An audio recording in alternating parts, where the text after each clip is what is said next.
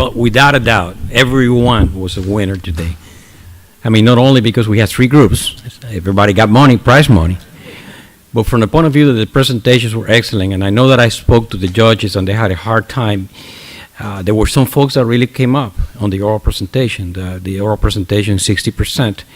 And I really, I was very, very impressed with the way that every one of them presented, every one of you presented, every one of you defended. So again, that's a credit to you, and don't forget to add this to your resume. The fact, I mean, that to me is it's one of the reasons why you do this, and it's because of the fact that it helps your resume, and it should help. And again, I wanted one person that I did not recognize at the beginning of the day was Blanca Silva. She's on the back. No recognition. Yeah. Well, and the reason why every group needs publicity, and she has been able to get the word out. As a matter of fact, a couple of days ago, Miami Herald published the letter, less than 200 words, I believe, that we provided to the Miami Herald. And we had a radio interview this past week that Maria Porrata and myself was involved.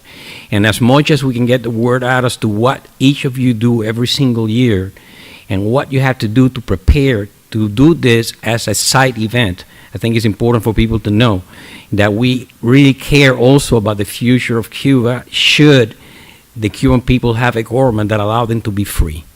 And that is very, very important as we look at the future. Again, representing the Association of Cuban-American Engineers, and as good Cubans, we have to have, what was that? Well, I'll pick it up later. As good Cubans, we have to have two associations with everything that we do. We cannot just have one, but we have two. And that's typical of us, by the way. And but representing the Association of Cuban-American Engineers, I want to thank everyone involved, and everyone involved. This is not a okay, we come in one day and it gets done. I mean, we begin the process in actually April of the following year. So our next meeting will be the second Monday in April, 5:30 in the evening, conference call, meeting in person, and that we begin the process for next year.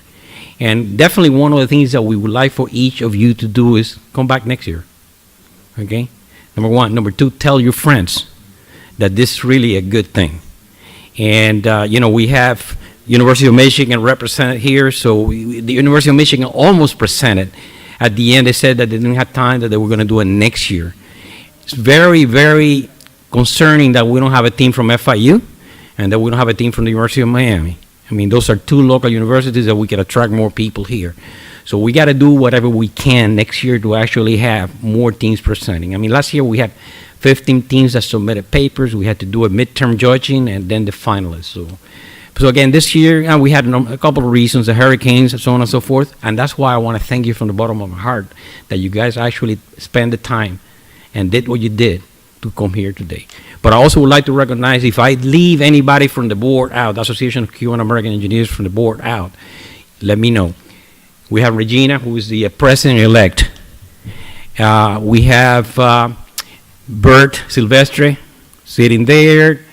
We have, let me see, Helena, Dr. Helena Soto Gabriel, Associate Dean of the University of Miami. So I don't know if anybody told you that, but she also has a PhD from MIT in water treatment, environment, so on and so forth. Past president, a person that has really helped us a lot. So I don't know if I left anyone. Sergio Clary also has helped tremendously. He's picked up a lot because, we need to begin to pass the mantle to other folks that are involved. And more than anything else, I also want to thank Regina's mother, Odelki Hernandez, that's here today. And she's been helping a lot, and thank you very much. And I want to thank all the people that are involved in the committee. Victor Pujals. Victor, by the way, was the person that actually brought Julio Cesar Perez Hernandez here. And I thought that he did a fantastic job, as Jose Enrique said, in doing the presentation. I'd like to thank Dr. Miguel Medina. Thank you. Emeritus professor from Duke University. We have some high caliber people involved here, okay? Dr. Armando Perez.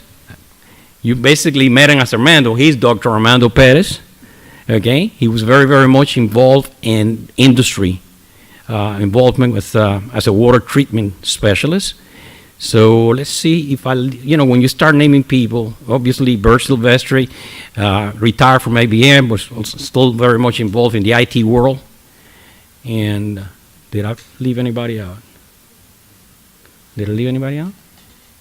No? That's it? Good. Thank you. Thank you for coming over.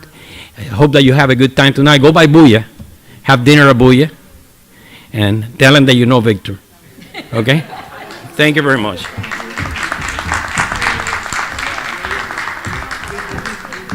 I did want to close off by thanking Wen Cruz for the filming and the live streaming of this event. The American Museum that's hosting us today and this really nice stage. And then also Booyah Cafe.